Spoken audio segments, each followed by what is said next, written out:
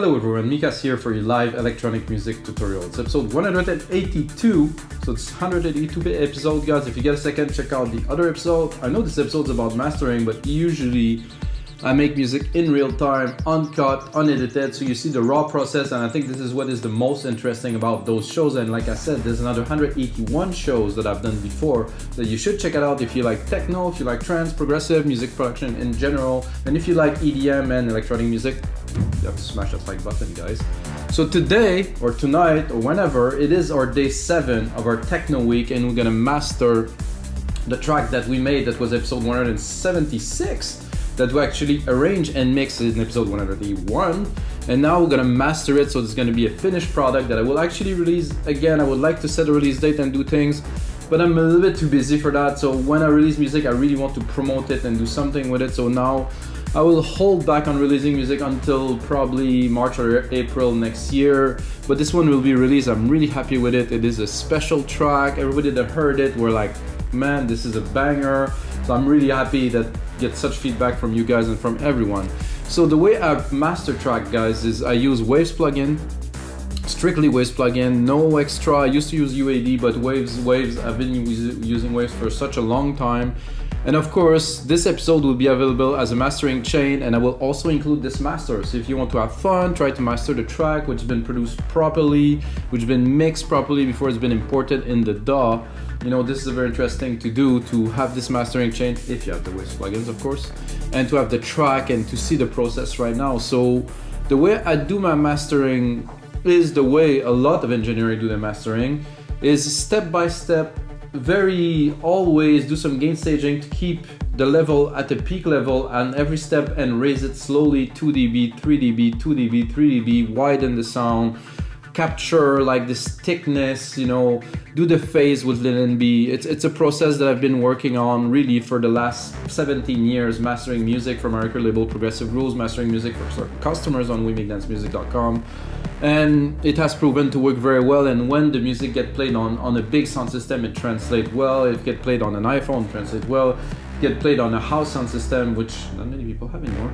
Anyway, that translates well too. So guys, let's get started. So this is episode 181. The track we have is 122 BPM, and I will play you a bit of a sample so you get an idea of what we're gonna work on. If you just didn't hear the track making, you can go to 176, and if you want to watch the arrangement, go to episode 181. So it is a techno track, but it has a lot of deep, funky synthwave, like a lot of influences in there, even electro, because the bass is very kind of electro-y. I'm gonna go to the bass, so you heard the intro already. So we got this little 303 acid bass line that's in there with some automations, and then here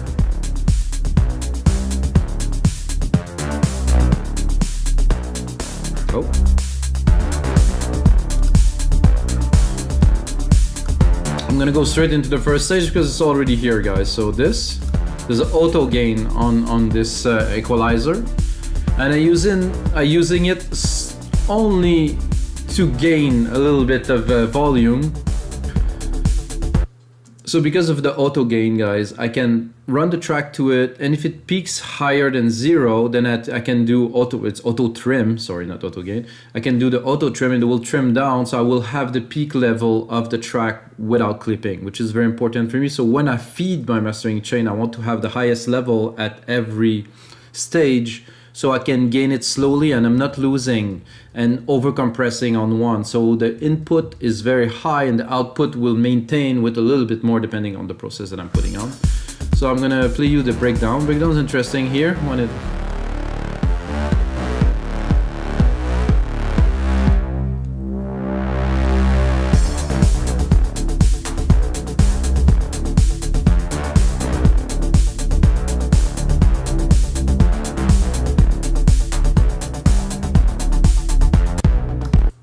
So guys, this is the track.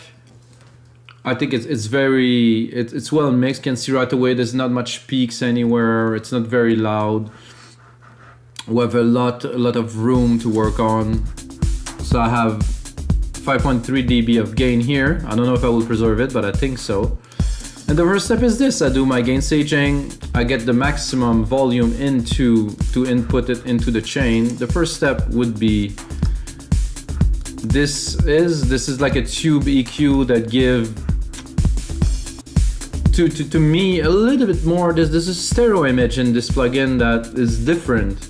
It just I don't know, there's a better focus in the stereo field, and it does bring a little bit of warmth. Not a lot, but still. And then I'm going straight into a linear EQ, which I use if I need to. I think in this track it will not be necessary. The track has been mixed by me, so you know, when I mix my track, this is my flavor. So I don't need really to enhance it. Sadly, I cannot visualize the output of this, but I can see here that I have 1.5 dB of space. That means I'm peaking almost at zero, so we're good. We're gonna continue.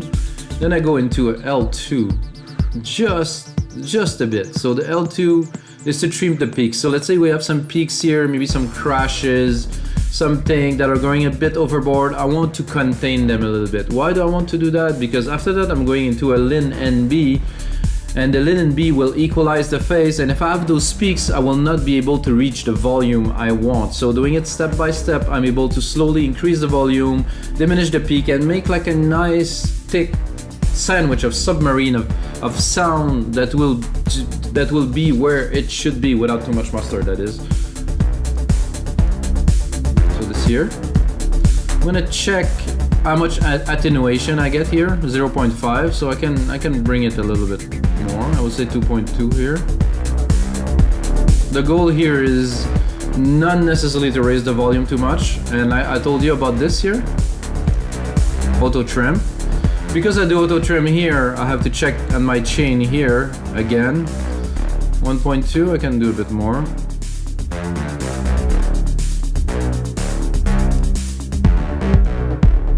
The only thing that I don't want to do in this chain is to apply 10 dB of reduction onto the track, because this will change the nature of the track. I don't want to really smack it and be, wow, this sounds good. No.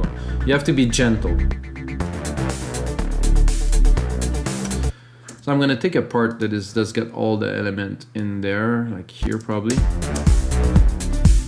to be able to really feel the kick and every time that I won't have it.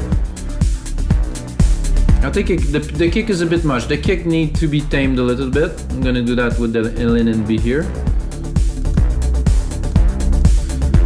So I have here a threshold, a master threshold, and I have a threshold for every channels too.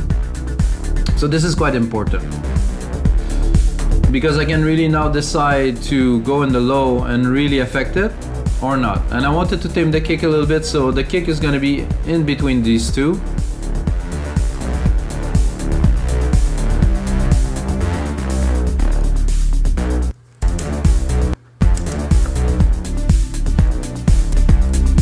Without, with. It's much more contained. It might sound less impressive, but it has to be correct. It's not about like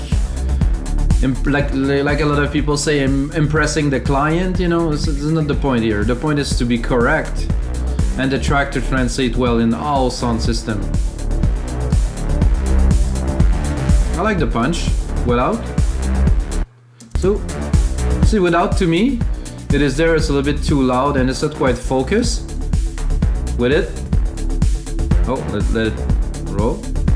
It is there. It sits right. It should sit where it should sit in the mix. And because there's also a drum, say tak ta tak ta tak ta tak. It's not a simple kick. There's also the drums. It's a bit more complex. Sound good to me. Let's make sure we're not clipping again. And then we're going in API2500. It's more of a glue, a bit of character. Again, a couple dB.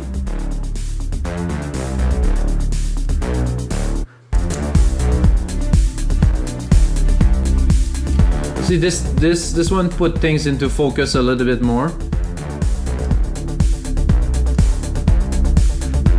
Then we're going into a console EQ, which we don't know we're gonna use, but I think the thing is, like, if I tame the top end with that, I can bring it back a little bit with that, in the sense of bring this crisp, you know, so. Oh yeah, I'm liking that. See, the crisp is there, but it's not harsh. It has this smooth, well, smooth model.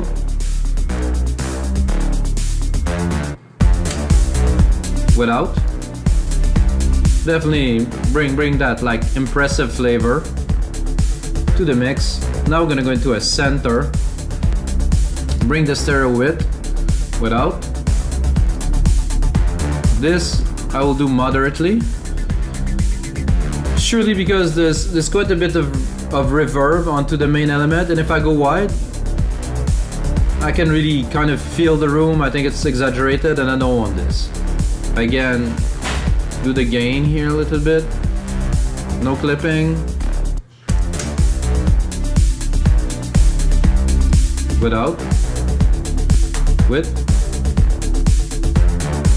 I like it because this main element, the bass main element, kind of splitted, and it has this present in both ears. As if I remove it, it sound like a bit like not so wide and like rich. It just sounds like it's there, but it doesn't have the quality. With this, oh yeah, definitely next level. I got a creamer tape, which I will not use. Then we're going to the master SSL Comp a little bit. Again, not too much. This will glue the mix further. So with photo release, attack 3 millisecond, threshold very open, again 2 dB, maybe 2.5 dB of reduction, like, which I cannot see because it's analog. Zero makeup. Without. With. Oh, this glued the low end and the bass nicely. And then I'm going into another instance of LINMB, which are really tight opto mastering. That would just contain some part of the track, but I affected very lightly. So I will not. This I won't. So without. So you have a feeling that the volume is raising, but it isn't. So without. With. We're not necessarily raising the volume here. We're focusing the high end, the mid lows to be really where they belong. But it sounds absolutely sick. Then we're gonna do L316, but it always depends where am I at with the loudness here. I'm still low in loudness, so I will have to use this a little bit to bring it to, let's say, minus 10-ish.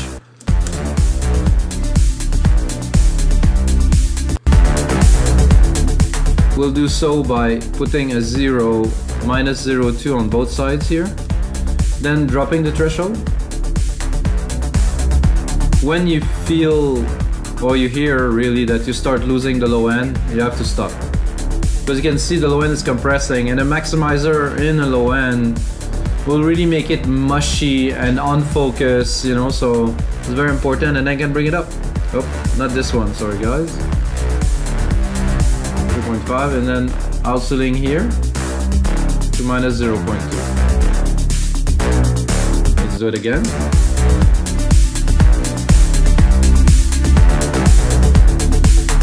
So even knowing, I think I would give it a little bit more.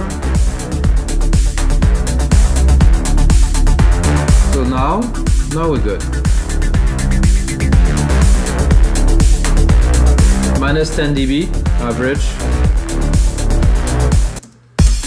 So guys, this is the process that I use when I master a track. I know I sound, maybe I'm excited because this track in particular really get me pumped up.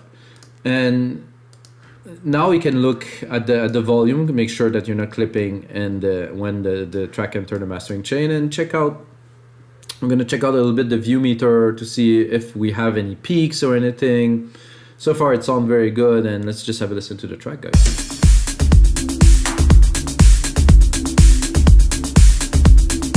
I like the low, very focused. A lot of really good definition. Still have some dynamic range, you know, it's not just all peaking constantly.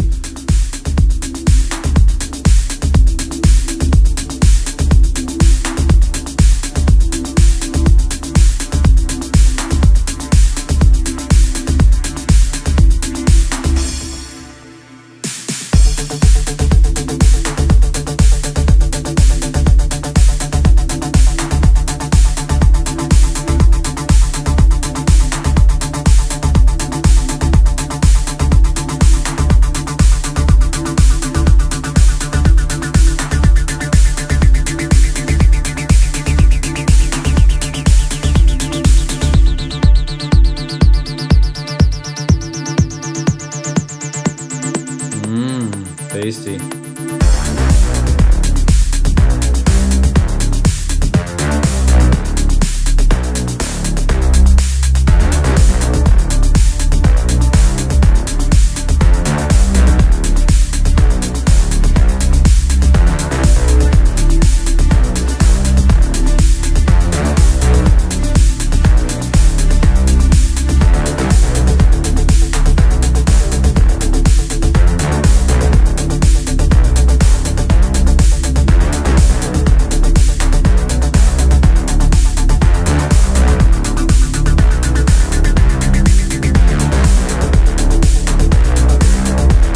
Not much to say here, guys. Just enjoying the beat.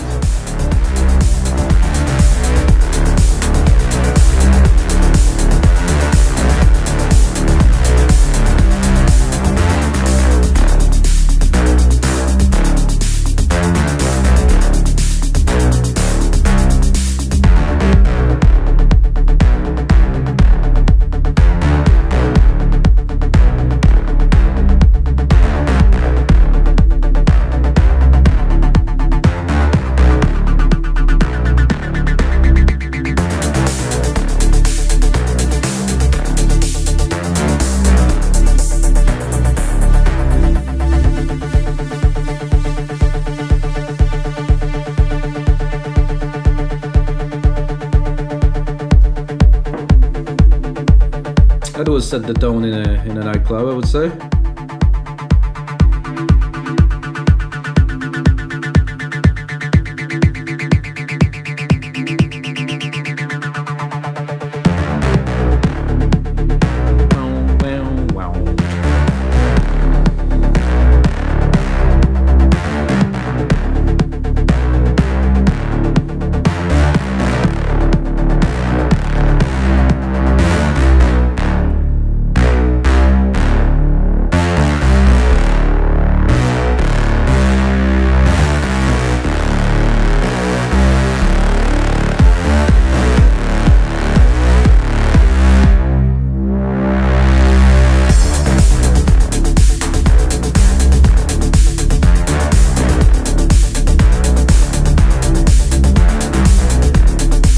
So alright guys, it's gonna be it for episode 182 of your live electronic music tutorials. If you got a second, smash that like button, check out the other episodes, and until next time guys, may the sound be with you.